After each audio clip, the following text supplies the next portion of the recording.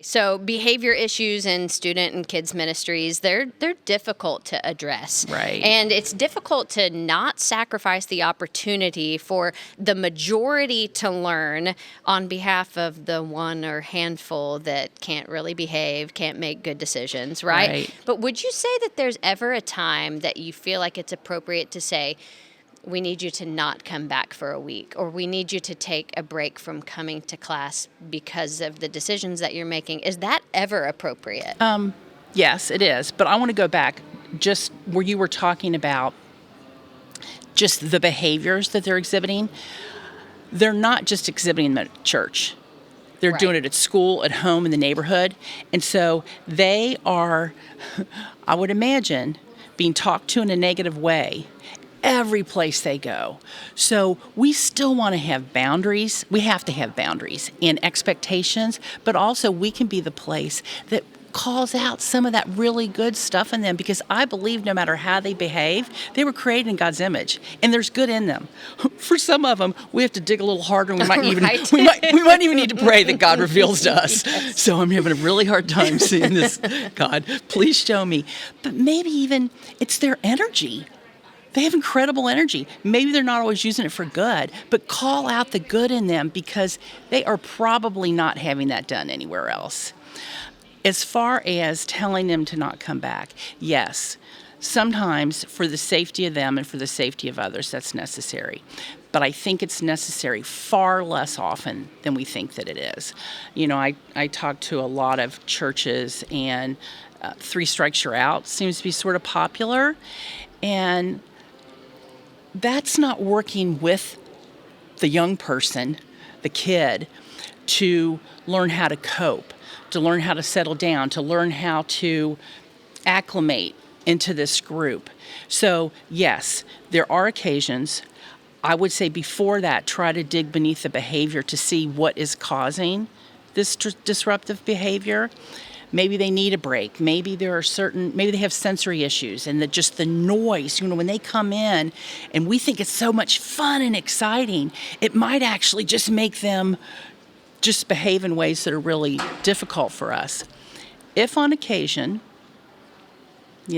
rarely, you need to tell a kid, hey, because of what happened, like we had a kid who brought a weapon. So that student couldn't come back for a period of time. But we made sure that that student knew that they were loved, that they were still a part of the group. Their small group leaders still communicated with them regularly and visited them in their home.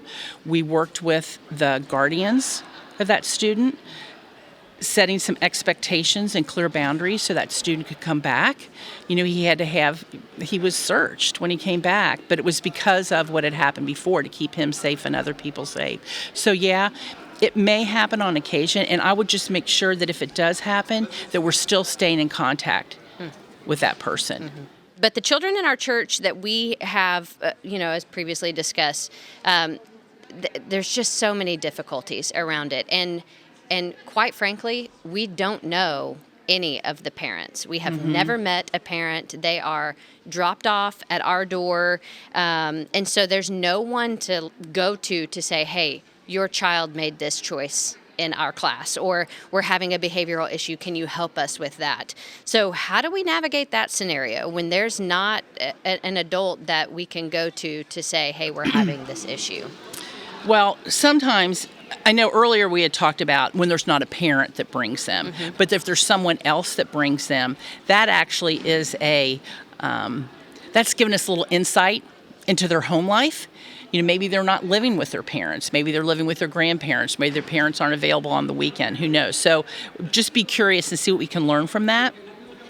In a situation that we talked about earlier, it's a man who is super passionate about getting kids to church, and he's just bringing kids to church. Loading them up. Yeah, Come and on he in. doesn't even have a relationship Right. with each of those kids. So in that case, because you don't have anybody to go to, and I would say even when you do, even when the parent is involved, it's great if you can find an occupational therapist or a teacher who works with kids who have behavioral issues.